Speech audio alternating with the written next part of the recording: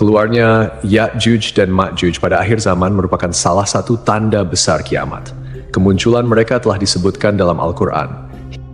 Hingga apabila dibukakan tembok Ya'juj dan Ma'juj, dan mereka turun dengan cepat dari seluruh tempat yang tinggi, dan telah dekatlah kedatangan janji yang benar, hari kebangkitan, maka tiba-tiba terbelalaklah mata orang-orang kafir. Mereka berkata, "Aduhai, celakalah kami, sesungguhnya kami adalah dalam kelalaian tentang ini. Bahkan kami adalah orang-orang yang zalim." Allah memudahkan Zulkarnain, seorang raja yang saleh, untuk membangun sebuah dinding besar agar menjadi penghalang bagi Ya'juj dan Ma'juj yang telah merusak bumi dan mengganggu manusia. Apabila waktu yang telah ditentukan tiba dan kiamat sudah dekat, dinding tersebut akan terbuka. Ya'juj dan Ma'juj akan keluar dengan cepat dalam jumlah yang sangat banyak. Tidak ada seorang pun yang mampu menghadapi mereka. Mereka akan berbaur dengan manusia dan menyebarkan kerusakan di muka bumi.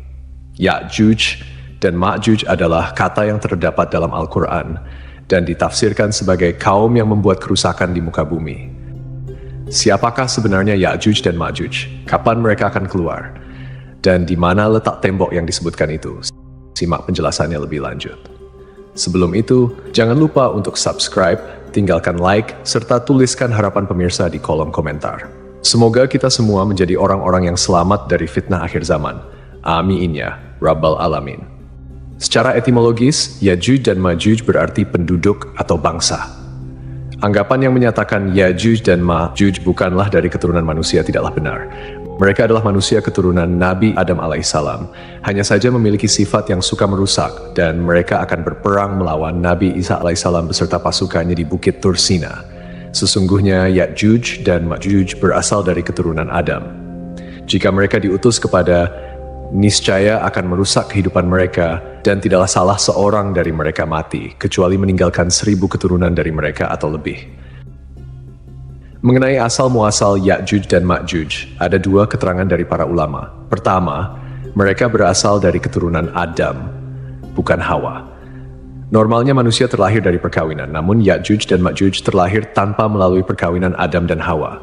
Mereka muncul karena Adam alaihissalam mengalami mimpi basah dan air maninya bercampur dengan tanah. Dari sinilah kemudian Allah Subhanahu wa Ta'ala menciptakan Ya'juj dan Ma'juj. Kedua, mereka adalah keturunan Yafits bin Nuh. Yafits bin Nuh merupakan moyang dari bangsa Turki. Pendapat yang tepat adalah pendapat yang kedua ini, wallahu alam bisshawab, karena tidak ada satupun riwayat syahih yang mendukung keterangan pertama. Dengan demikian, kita dapat menyimpulkan bahwa Ya'juj dan Ma'juj adalah dua suku besar yang masih termasuk anak cucu Adam alaihissalam dan berasal dari keturunan Yafits, putra Nuh, yang merupakan nenek moyang bangsa Turki dan Mongol. Mereka diisolir oleh tembok benteng tinggi yang dibangun oleh Zulkarnain. Mereka tidak hidup di alam gaib seperti para malaikat dan bangsa jin, melainkan berasal dari Magog bin Yafet bin Nuh bin Lamik bin Metusyalih bin Idris bin Yarid bin Mahlail bin Kianan bin Anusi bin Syits bin Adam. Ya'juj dan Ma'juj berkembang biak dengan cepat sehingga jumlah mereka menjadi sangat banyak. Ya'juj dan Ma'juj adalah dua bangsa yang sangat besar jumlahnya, dengan perbandingan 1:999 antara manusia umumnya dengan Ya'juj dan Ma'juj. Mereka disebutkan sebagai mayoritas penghuni neraka, dan kedua suku ini disebutkan telah ada dekat pada masa Nabi Musa alaihissalam berdakwah. Abdullah bin Amr berkata bahwa salah seorang dari mereka tidak akan mati, kecuali ia telah memiliki keturunan sejumlah 1000 atau lebih. Ciri utama mereka adalah memiliki sikap yang merusak, dan jumlah mereka sangat banyak, sehingga ketika mereka turun dari gunung seakan-akan seperti air terjun yang mengalir. Selain itu, mereka juga tidak pandai dan tidak fasih berbicara, bermata sipit, berhidung kecil, muka lebar seperti perisai, kulit berwarna merah, memiliki tubuh yang kuat, serta tidak ada manusia yang mampu menandingi atau memerangi mereka. Dalam tafsir Ibnu Katsir juga disebutkan bahwa Ya'juj dan Ma'juj adalah kaum yang suka melakukan kerusakan. Mereka merusak tanaman, keturunan manusia, dan suka merampok. Dalam bahasa Cina, Ya artinya Asia, sedangkan Ju berarti bangsa, yang menunjukkan bahwa Ya'juj sama dengan bangsa Asia. Sementara itu, Ma'juj berasal dari kata katama yang berarti kuda, dan Jo yang berarti bangsa, sehingga Ma'jujiyah dapat diartikan sebagai bangsa berkuda. Raja Zulkarnain yang dikenal sebagai satu-satunya Raja Firaun yang masuk Islam bukanlah nama pribadi, melainkan sebuah julukan. Kata Zulkarnain sering dimaknai sebagai pemilik dua tanduk, karena kedua sisi batok kepalanya terbuat dari tembaga dan membentuk seperti tanduk. Diceritakan bahwa dia sampai di suatu tempat yang terdapat dua gunung berdampingan. Di antara kedua gunung tersebut terdapat celah yang digunakan oleh Ya'juj dan Ma'juj untuk masuk. Kemudian Zulkarnain menempuh jalan yang lain. Hingga ketika dia sampai di antara dua gunung, dia mendapati di belakang kedua gunung itu suatu kaum yang hampir tidak memahami pembicaraan. Mereka berkata, "Wahai Zulkarnain, sungguh Ya'juj dan Ma'juj itu makhluk yang berbuat kerusakan di bumi. Bolehkah kami membayarmu imbalan agar engkau membuatkan dinding penghalang antara kami dan mereka?" Zulkarnain berkata, "Apa yang telah dianugerahkan Tuhan kepadaku lebih baik daripada imbalanmu, maka bantulah aku dengan kekuatan. Berilah aku potongan besi." Hingga potongan besi itu telah dipasang sama rata dengan kedua puncak gunung itu. Dia berkata, "Tiuplah api itu." Ketika besi itu sudah menjadi merah seperti api, dia pun berkata, "Berilah aku tembaga yang mendidih agar kutuangkan ke atasnya besi panas itu." Maka mereka Ya'juj tidak dapat mendakinya dan tidak dapat pula melubanginya. Zulkarnain berkata, "Dinding ini adalah rahmat dari Tuhanku. Apabila janji Tuhanku sudah datang, dia akan menghancur luluhkannya, dan janji Tuhanku itu benar." Mengenai lokasi pasti keberadaan tembok Ya'juj dan Ma'juj belum dapat dipastikan. Namun ada beberapa pendapat ulama dan peneliti mengenai hal ini. Ciri tembok Zulkarnain dapat ditemukan dalam surat Al-Kahfi ayat 93 yang mengatakan, "Hingga apabila dia telah sampai di antara dua buah gunung, dia mendapati di hadapan kedua bukit itu suatu kaum yang hampir tidak mengerti pembicaraan." Dari surat Al-Kahfi, Allah Subhanahu wa Ta'ala memberikan petunjuk bahwa Ya'juj dan Ma'juj berada di antara dua gunung, dan kaum tersebut memiliki bahasa yang sukar dipahami. Menurut Imam Al-Qurtubi, lokasi mereka berada di kawasan berbukit di antara negara Armenia dan Azerbaijan. Hal ini juga disebutkan dalam sebuah riwayat yang diriwayatkan oleh Al-Bukhari bahwa seseorang pernah berkata kepada Nabi Muhammad SAW, "Aku pernah melihat dinding itu menyerupai selendang lurik." Nabi SAW menjawab untuk membenarkan ciri-ciri dinding yang dilihat pria itu. "Engkau benar, sudah melihatnya."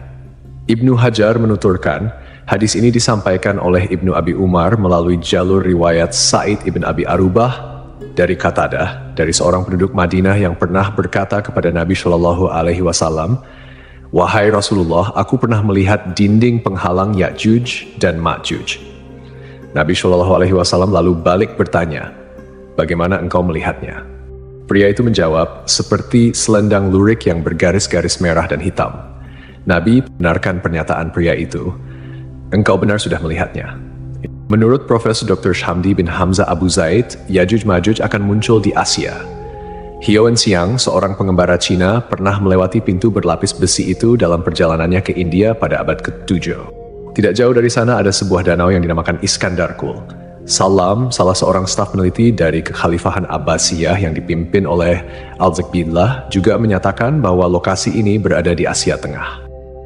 Pada tahun 842 Masehi, Khalifah Abbasiyah Al-Watsikbillah bermimpi bahwa dinding pembatas yang mengurung kedua suku itu hancur. Karena mimpi itulah ia mengutus sebuah tim ekspedisi yang dipimpin oleh Salam untuk mengetahui keadaan dinding itu dan lokasinya. Al-Watsik menginstruksikan Salam untuk mencari tahu tentang tembok itu. Saat itu Salam ditemani 50 orang. Penelitian tersebut memakan biaya besar. Disebutkan dalam Nuzhat Al-Musitak, buku geografi karya Al-Idrisi, bahwa Al-Watsik mengeluarkan biaya 5.000 dinar untuk penelitian ini. Mereka masih mendapati gerbang di antara gunung selebar 137 meter, dan kolom besar di kiri kanan terbuat dari balok-balok besi yang dicor dengan cairan tembaga, tempat bergantung daun pintu raksasa. Kisah lain menyebutkan Salam melihat pegunungan yang terpisah oleh lembah. Luas lembah sekitar 150 meter, dan lembah ini tutup tembok berpintu besi sekitar 50 meter. Al-Idrisi juga menceritakan bahwa menurut cerita Salam, penduduk di sekitar pegunungan biasanya memukul kunci pintu besi 3 kali dalam sehari. Setelah itu, mereka menempelkan telinganya ke pintu untuk mendengarkan reaksi dari dalam pintu. Ternyata, mereka mendengar gema teriakan dari dalam. Hal itu menunjukkan bahwa di dalam pintu betul-betul ada makhluk jenis manusia yang konon Ya'juj dan Ma'juj itu. Dalam bukunya, Al-Sharif Al-Idrisi juga menuturkan bahwa Salam pernah bertanya kepada penduduk sekitar pegunungan, apakah ada yang pernah melihat Ya'juj dan Ma'juj? Mereka mengaku pernah melihat gerombolan orang di atas tembok penutup. Lalu angin badai bertiup melemparkan mereka. Penduduk di situ melihat tubuh mereka sangat kecil. Setelah itu, Salam pulang melalui Taras, Kazakhstan, kemudian Samarkand, Uzbekistan, lalu kota Rey, Iran, dan kembali ke istana Al-Watzik di Suraman Ra'a, Irak. Ia kemudian menceritakan dengan detail hasil penelitiannya kepada Khalifah. Ibnu Battuta menuturkan dalam kitab Rahlat Ibnu Battuta bahwa pegunungan Ya'juj dan Ma'juj berada sekitar perjalanan 6 hari dari Cina. Penuturan ini tidak bertentangan dengan Al-Sharif Al-Idrisi, sebab di sebelah barat laut Cina adalah daerah-daerah Rusia. Ada juga yang mengatakan bahwa tembok Ya'juj-Ma'juj ada di Asia Barat.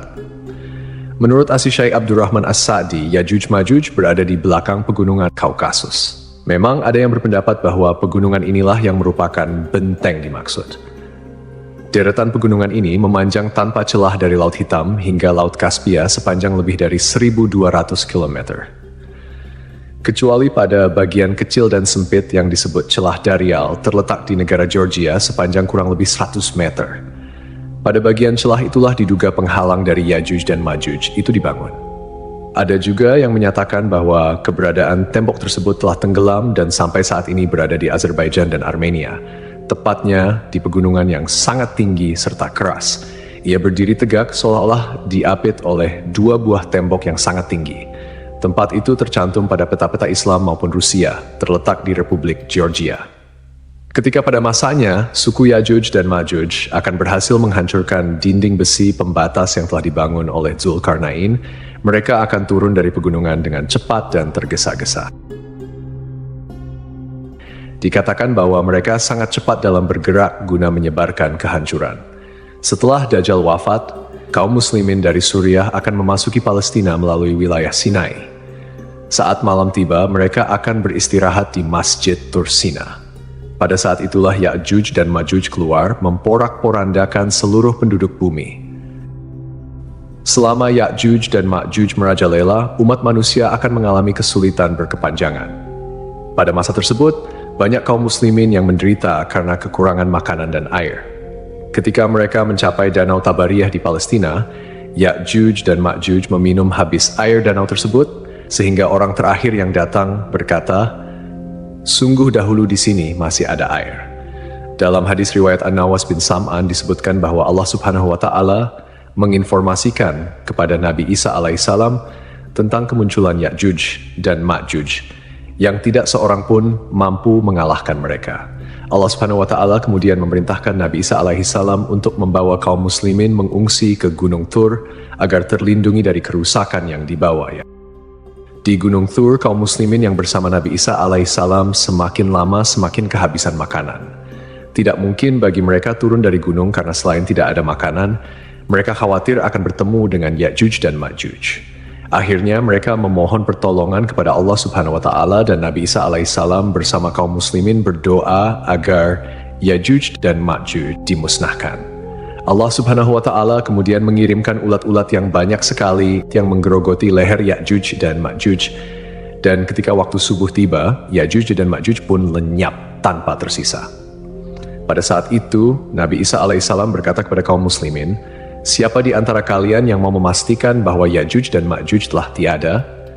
Maka seorang yang siap mati syahid keluar dan mengucapkan takbir, "Allahu Akbar, Ya'juj dan Ma'juj telah berakhir, kita menang." Nabi Isa alaihissalam dan semua kaum muslimin pun keluar. Inilah fitnah akhir zaman terakhir yang tidak dapat diatasi oleh siapapun, termasuk Nabi Isa alaihissalam dan Imam Mahdi.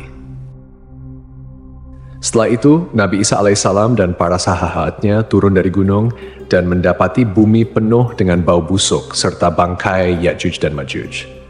Nabi Isa alaihissalam lalu memohon kepada Allah Subhanahu wa Ta'ala untuk membersihkan bumi dari bangkai tersebut.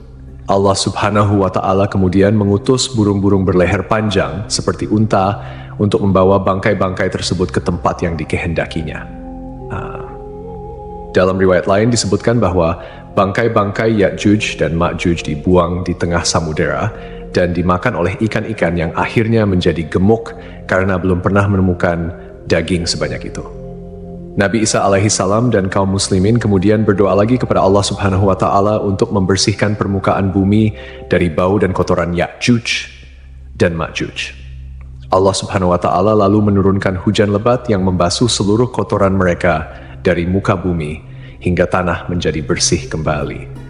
Sebagian mufasir mengatakan bahwa bau busuk dari kotoran Ya'juj dan Ma'juj membutuhkan waktu hingga 7 tahun untuk hilang sepenuhnya. Setelah Ya'juj dan Ma'juj dimusnahkan, kehidupan kaum muslimin di bawah kepemimpinan Nabi Isa alaihi salam semakin baik. Mereka hidup dalam kedamaian, keamanan, dan kebahagiaan dengan rezeki yang melimpah. Allah Subhanahu wa taala memberkati mereka hingga seekor unta bunting cukup untuk mengenyangkan sekumpulan orang dan bahkan satu buah kurma mampu mengenyangkan seseorang. Pada masa ini, Nabi Isa alaihi salam menjalankan syariat yang dibawa oleh Rasulullah Shallallahu alaihi wasallam dalam menata kehidupan masyarakat. Banyak orang kafir yang masuk Islam setelah menyaksikan keindahan ajaran tersebut. Di mana-mana terlihat kedamaian dan persatuan. Kejahatan jarang terjadi dan seluruh umat bersatu dalam pengabdian kepada Allah Subhanahu wa taala. Namun masa ini berlangsung singkat. Di akhir masa Nabi Isa alaihissalam, Allah Subhanahu wa taala akan mengirimkan angin lembut dari arah Yaman. Angin ini akan menyentuh setiap orang beriman dan muslim, dan melalui angin ini Allah Subhanahu wa taala mengambil nyawa mereka. Setelah itu, yang tersisa hanyalah orang-orang jahat yang hidup tanpa akhlak dan rasa malu, bagaikan binatang. Di masa itulah kiamat akan tiba.